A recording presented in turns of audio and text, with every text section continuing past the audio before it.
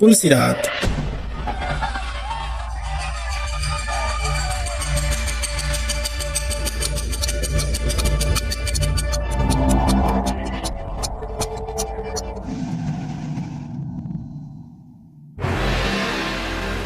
কিয়ামতের দিন চারদিক অন্ধকার, মানুষের সামনে দেখা যাবে এক ভয়ঙ্কর দৃশ্য, এক বিশাল আগুনের সাগর, যার উপর একটি সেতু, যাকে বলা হয় পুলসিরাত। চুলের থেকেও পাতলা, তলোয়ারের থেকেও ধারালো, তার নিচে জাহান্নামের আগুন জ্বলছে, যা কখনো নিভবে না।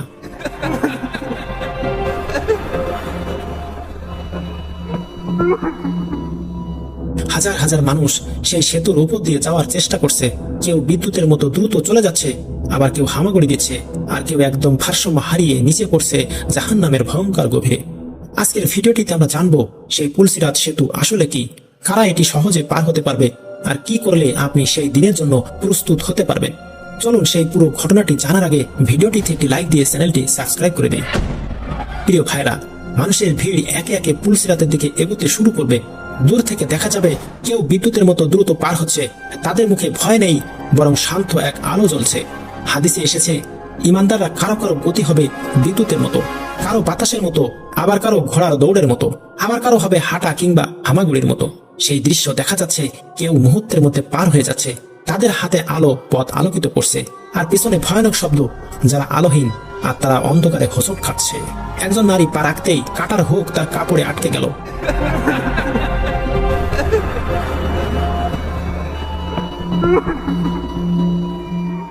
সে চিৎকার করলো, হে প্রভু, আমাকে রক্ষা করো। কিন্তু তার দুনিয়ার গুনাহ তাকে ভারী করে ফেলেছে। হুক তাকে নিচে টেনে নিল। আগুনের ভেতর পড়তেই শোনা গেল ভয়ানক গর্জন। অন্যদিকে একজন তরুণ, যিনি দুনিয়াতে নামাজে ছিলেন, তিনি ধীরে হলেও স্থিরভাবে এগোচ্ছেন। তার ঠোঁটে দোয়া, আল্লাহুম্মা আজিন্নি মিনান নার, হে আল্লাহ, আমাকে আগুন থেকে রক্ষা করো। তার প্রতিটি দোয়া যেন সেতুর শক্তি বাড়াচ্ছে। সেতুর নিচে জাহান্নামের দৃশ্য, শিখার মাঝে মানুষ চিৎকার করছে আর বলছে, হে আমাদের প্রভু, আমাদের এখান থেকে বের করো, আমরা আর পাপ করব না। কিন্তু উত্তর আসছে, তোমাদের জন্য আজ কোনো মুক্তি নেই।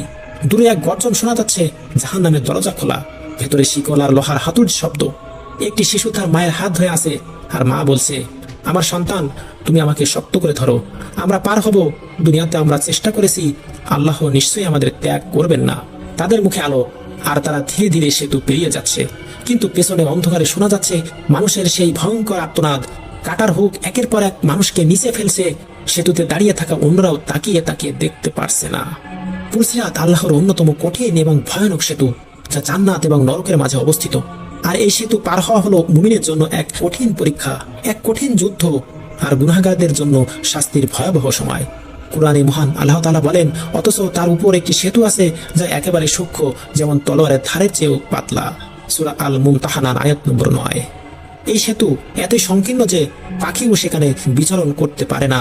এটি আগুন ও তেজস্ক্রিয় আলো দিয়ে পূর্ণ, এমন এক জায়গা যেখানে প্রতিটি পদক্ষেপ একজনের জন্য জীবন মৃত্যুর ব্যাপার। হযরত মুহাম্মদ সাল্লাল্লাহু আলাইহি সাল্লাম এর হাদিসে বর্ণিত যে লোকেরা এই সেতু পার হতে ব্যর্থ হবে, আর তারা অসম্ভবভাবে নরকে পতিত হবে। যারা গুনাহে আবৃত, যারা আল্লাহর বিধান অমান্য করেছে, আর তারা এই সেতু থেকে পড়ে যাবে। একটি হাদিসে বলা হয়েছে, যারা পাপ ও দুর্নীতিতে লিপ্ত, তাদের পুলসিরাত পেরোবার ক্ষমতাও থাকবে না, আর তারা আশ্রয় পড়বে এবং নরকের দিকে ধাবিত হবে। সহিহ মুসলিম। অন্যদিকে যারা এই দুনিয়াতে আল্লাহর জন্য সংগ্রাম করেছে, যারা সৎ ও নেক কাজ করেছে, তারা পুলসিরাতের উপর দিয়ে একটানা দ্রুত পার হতে পারবে।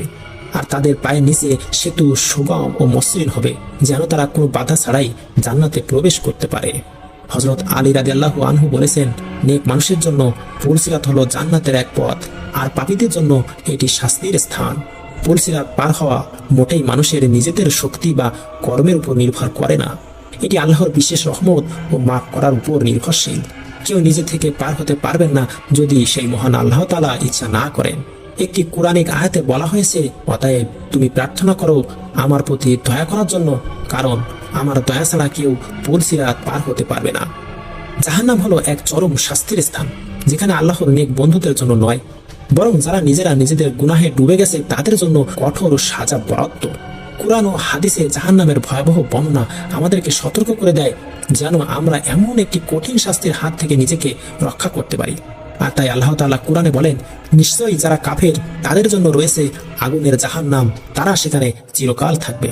সূরা আল বাকারা জাহান্নামের আগুন এত তীব্র যে পৃথিবীর আগুনের তুলনায় তার তেজস্ক্রিয় অনেক গুণ বেশি।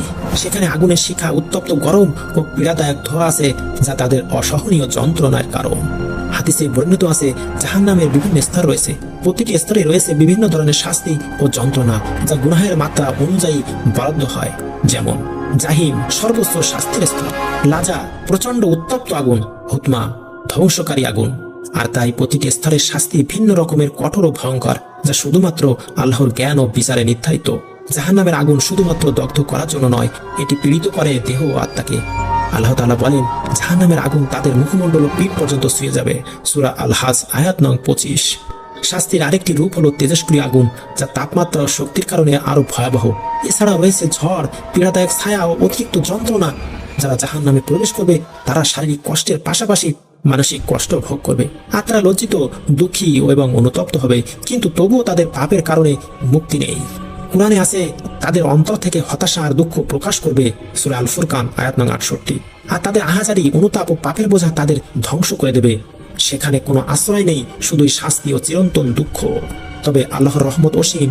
যারা জীবনে নেক আমল করে, পাপ থেকে ফিরে আসে, আল্লাহর কাছে আন্তরিকভাবে ক্ষমা চায়, তাদের জন্য রয়েছে মুক্তির পথ। হাদিসে এসেছে, যে ব্যক্তি জান্নাতের জন্য তওবা করবে এবং সত্যিকার অর্থে পাপ ত্যাগ করবে, আল্লাহ তাকে ক্ষমা করবেন। সুতরাং জীবনে যত বড় পাপই হোক না কেন, আল্লাহর দরবারে সৎ মন নিয়ে ক্ষমা চাইলে মুক্তি পাওয়ার আশা থাকে। পুলসিরাত পার হওয়া হলো জান্নাতের পথে প্রবেশের একটি কঠিন এবং সবচেয়ে গুরুত্বপূর্ণ ধাপ।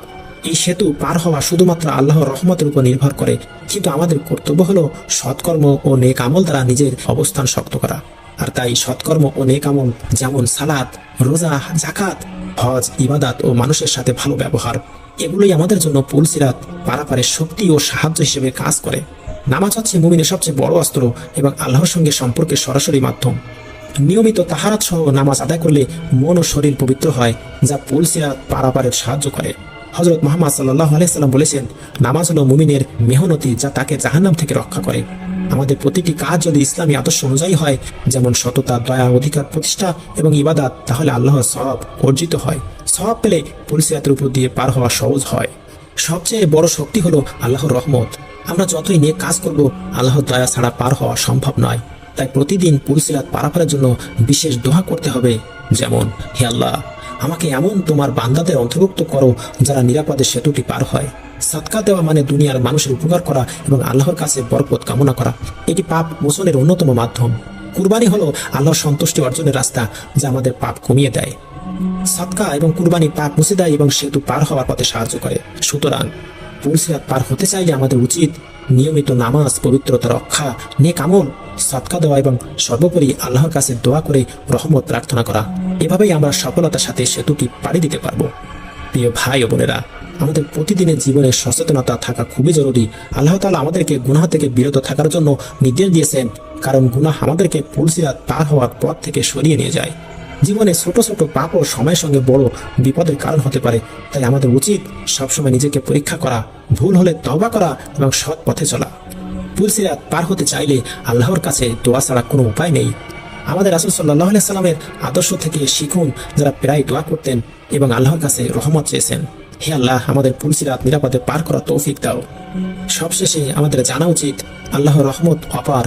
আমরা যত বড় পাপই করি না কেন, যদি আন্তরিক হৃদয়ে ক্ষমা চাই এবং নেক কাজ করি, আল্লাহ আমাদের মাফ করে দিতে প্রস্তুত। সুতরাং কখনো হাল ছেড়ো না। প্রতিদিন নিজের ভুল সংশোধন করার চেষ্টা করো এবং আল্লাহর কাছে দোয়া করো যেন তিনি তোমাকে পুলসিরাত পার হতে সাহায্য করেন। সচেতনতা, সতর্কতা ও দোয়া, এগুলো হলো পুলসিরাতের পারাপারের মূল চাবিকাঠি। নিজের জীবনকে আল্লাহর পথে নিয়ে যাও এবং অন্যদের জন্য দোয়া করো, যাতে সবাই আল্লাহর দয়া ও রহমত লাভ করে।